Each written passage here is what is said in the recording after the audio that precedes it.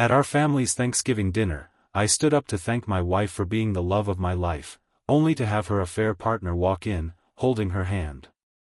When I asked her why, she smiled and said, "I was giving thanks for my real future." I left her sitting at the head of the table, while I took the kids, the car, and the life she took for granted. We live in Makina, Illinois. It's not a flashy place. A little cold in the winter, but we liked it. Nice schools, solid neighbors, and enough space between houses that you could live your life without the whole block knowing every detail. That's what I thought, anyway. I met Marcy when I was 20. I dropped out of community college because I couldn't afford the tuition. Got a job at a body shop, and worked 6 days a week. She was waitressing at a diner off Route 45. She smiled at everyone, but she smiled at me like I was something special. I fell fast. I think I proposed after a year. We had our first kid by the time I was 25. Bought a 2-bedroom ranch house that needed a lot of love. I worked nights and weekends fixing it up.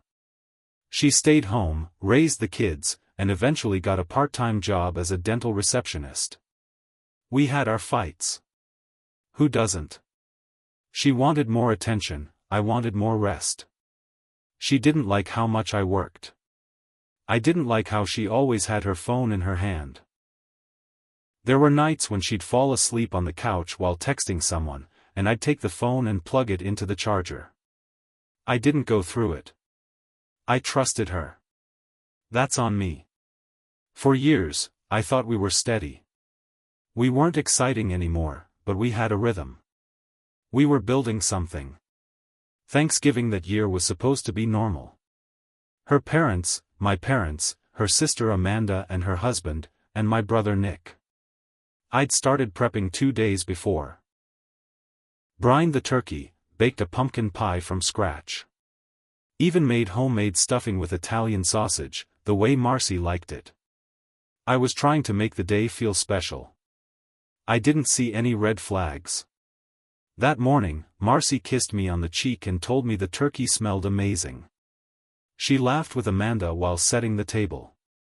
She even asked if I needed help carving. It all felt normal. Dinner started at 3 p.m. Everyone was in a good mood. My dad told the same old Navy stories. Amanda's kids spilled juice all over the tablecloth, and Marcy didn't even get mad. Around 4:30, I stood up with my glass of wine and said I wanted to give a quick thanks. I looked around the table, smiled, and said, "I'm thankful for my family. For my kids. For all of you. And most of all, for Marcy.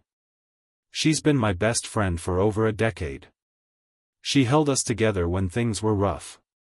She's the love of my life." People clapped. My dad raised his glass. Amanda teared up. Then, from the end of the table, Marcy smiled. Not warmly. Not even kindly. It was like a smirk, like she knew something no one else did. That's when the doorbell rang. She didn't look surprised. She just said, "Oh. He's here." I thought maybe she invited someone late. Maybe Amanda's neighbor or something. She got up, walked to the door, and opened it. In walked this guy I'd never seen before, tall, with slick dark hair, clean-shaven, probably mid-30s. He was holding her hand. He walked in like he belonged there. My brain froze. It was like I couldn't understand what I was seeing. This man, holding my wife's hand, in our home, on Thanksgiving, in front of our kids. Marcy walked him straight to the table, sat down with him still holding her hand, and looked at me like she was bored. Then she said, clear as day, I was giving thanks too. For my real future. My daughter, who was 10 at the time, whispered, "Is that Mommy's friend from work?" That's when I realized who he was. Kyle. She'd mentioned him once or twice. He worked in her office. She said he was just a goofball who was bad at his job. That was a lie. He wasn't a joke. He was the man she was sleeping with behind my back. The man she brought into our house. No one said anything. My dad just looked down at his plate. My brother stared at Marcy like she had grown horns. Her parents looked like they wanted to disappear. Amanda stood up and whispered, "Marcy, what the hell are you doing?" I didn't say a word. I just got up, walked out the back door, sat in the car, and stared at the dashboard for 2 minutes. I don't know what I was thinking. I wasn't angry yet. I was just empty. Then I went back inside.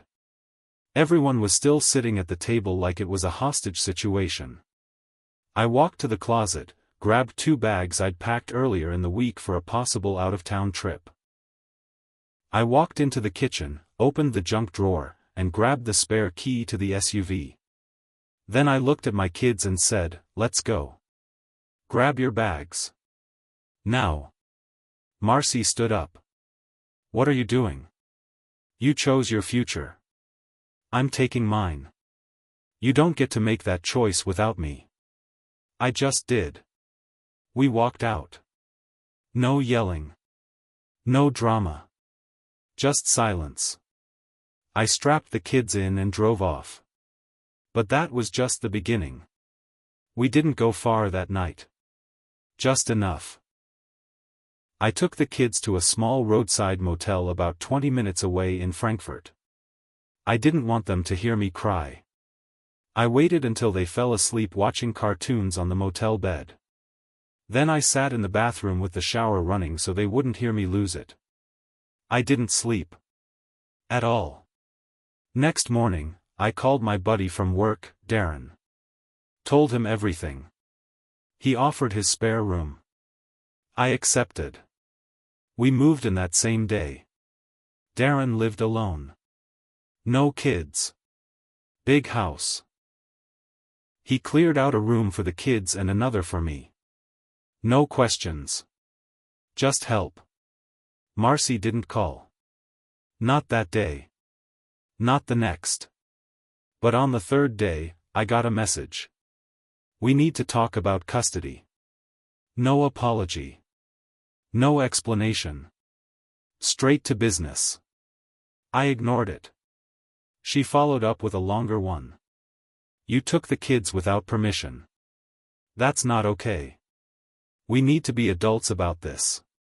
Now she wanted to be an adult? I didn't respond. I filed for temporary custody that Friday. The lawyer I hired, Shelley Klein, was sharp. She didn't waste time. I told her everything, how Marcy humiliated me, how she introduced another man to our kids without warning, how she invited him to our home during a family holiday. Shelley's face stayed neutral, but she wrote everything down. She said, "We'll file emergency paperwork. You left with the kids, but under the circumstances? You had every reason to. And if she didn't follow up until days later, that helps you." I nodded. But inside, I was boiling. Here's where things got messy. Turns out Marcy didn't just cheat. She planned the whole thing. Bringing Kyle to dinner wasn't some last-minute affair. She'd been setting it up for weeks.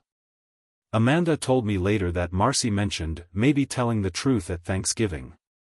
Amanda thought she meant being open about her job struggles. Not this. Kyle wasn't just her affair partner, he was her next move. She thought she could do a clean handoff, as if she could pass her old life to the side like a used coat and walk off into her new one. She didn't expect me to take the kids. She thought I'd get mad, storm out, then come crawling back or at least share custody quietly. But I didn't. Because I started digging. Kyle? He was married. Still is. His wife, Lauren, lived up in Naperville with their 3-year-old daughter. She had no idea. I drove up there myself one day and knocked on her door. When she opened it, she looked tired, but kind. "Lauren?" I asked. "Yeah. I'm Sam. I think we need to talk." We sat at her kitchen table while her little girl napped in the next room. I showed her a picture of Kyle and Marcy from that night, one someone at the table snapped before everything fell apart. Lauren stared at it like it was a photo of a ghost. She didn't cry. She just sat back and said, "How long?" I told her what I knew. She told me what she didn't. Apparently, Kyle had claimed he was traveling for work. Conference in Atlanta. That's where he told her he was on Thanksgiving. That night, she packed up his things and left them on the lawn. Now both of us were starting over. But where I was getting angry, Lauren was getting even. She filed for divorce the next week. Meanwhile, Marcy was spinning out. The lawyer served her the papers and she lost her mind. She called, screamed on voicemail, texted non-stop. You don't get to take everything. But here's the thing. She already had. She took our trust, our years, and turned it into a public joke. I didn't owe her peace. After Lauren filed for divorce, things started falling apart for Kyle, and fast. First, his boss found out. Apparently, Lauren forwarded the photo of Kyle and Marcy to his HR department. It turned out Kyle had been lying about his travel expenses, logging fake hotel stays and billing the company. Once the affair came to light, someone started digging. He got fired within 2 weeks. And guess what? Kyle had co-signed on Marcy's new lease. Yeah. She left our house 3 days after Thanksgiving. Told Amanda she couldn't live in that place anymore, and moved into a small 2-bedroom apartment near Tinley Park. Said it was for a fresh start. Kyle was supposed to move in with her. Be her new family. Except now he had no job. No wife. And once Lauren locked down the bank accounts, he had no money either. Marcy started calling me more often. At first it was just about the kids. When can I see them? I think they should stay with me this weekend. Then it got more desperate. I need help covering daycare. Just until Kyle gets back on his feet. And finally, can we talk? Not about the kids. Just us. That's when I blocked her. But the real twist came 2 months later, when Amanda showed up at my place. She looked uncomfortable, like she didn't want to be there. But she sat down, wrung her hands, and finally said, "Marcy's pregnant." I didn't say anything. I just stared. She doesn't know who the father is. I felt like someone had dropped concrete on my chest. She says it's probably Kyle's. But, you were still together, so, she's not sure. It had been almost 2 months since I last touched her. But I couldn't rule it out. And that's when everything went from revenge to war. I got the paternity test the next week. She resisted at first. Said it was invasive, said I was just trying to shame her. But I pushed it through the court. Judge approved it under custody concerns. Results came back in 10 days. The baby wasn't mine. She didn't even try to lie after that. Just shrugged and said, "Well, now you know." That was the last time I spoke to her face to face. The court awarded me primary custody. Said the kids had already adjusted to the new living situation, and that Marcy's choices, introducing a new partner abruptly, unstable housing, financial issues, didn't paint a good picture. She got every other weekend. That's it. Kyle never moved in with her. He skipped town, actually. Lauren told me he vanished one day, cleaned out what little was left in his checking account, and ghosted. No forwarding address. No job. No more phone calls. Just gone. Marcy tried to keep the apartment for a while. But when the lease came due and Kyle wasn't around to cover his part, she fell behind. I heard she had to move in with a friend from work. The baby came early. She named him Noah. And while I don't wish anything bad on a baby, I know he was born into a mess. Our divorce finalized in April. My lawyer Shelley made sure I walked away clean. I kept the house, the car, and full custody. The judge even made Marcy reimburse me for legal fees.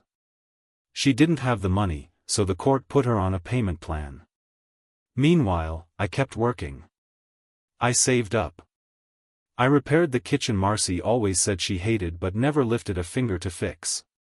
I built a new deck. Took the kids on a weekend trip to Wisconsin Dells just to see them smile. I didn't date for a long time. Not because I was scared. Because I wanted to rebuild. And I did. But the part that made me feel whole again? A year later, I got a call. From Amanda. Marcy's trying to get full custody, she said. She thinks if she shows the court that she's stable now, she can flip the agreement. I laughed. Not because I thought it was funny. But because I knew something she didn't. She wasn't stable. And I had proof. Remember those photos from Thanksgiving? The ones taken at the table before everything exploded? One of them showed Marcy holding Kyle's hand while my son sat beside her, looking completely lost. I'd held on to that photo. I submitted it as part of my response. Along with copies of texts. Screenshots of late-night Venmo payments from Kyle labeled Taco Bell that lined up perfectly with the nights she said she was working late. Copies of old emails she forgot I had access to. The court didn't just deny her custody request. They restricted it further. Supervised visits. Mandatory co-parenting classes. Regular drug tests, after Amanda mentioned she might be using pills. Marcy lost it in the courtroom. Screamed. Had to be escorted out by security. I stood outside the courthouse with my lawyer while she sobbed in the parking lot. Amanda came out after and looked at me. "You won," she said. "No," I told her. "She lost." But here's the truth, I lost too. I lost time. I lost years. I lost a woman I thought I knew. But I gained something else. Peace. Strength. And my kids. I don't tell them much about what happened. I keep it clean. But one day, when they're older, I'll tell them everything. And I'll show them how you don't have to scream to win. You just have to leave with your dignity, and never look back.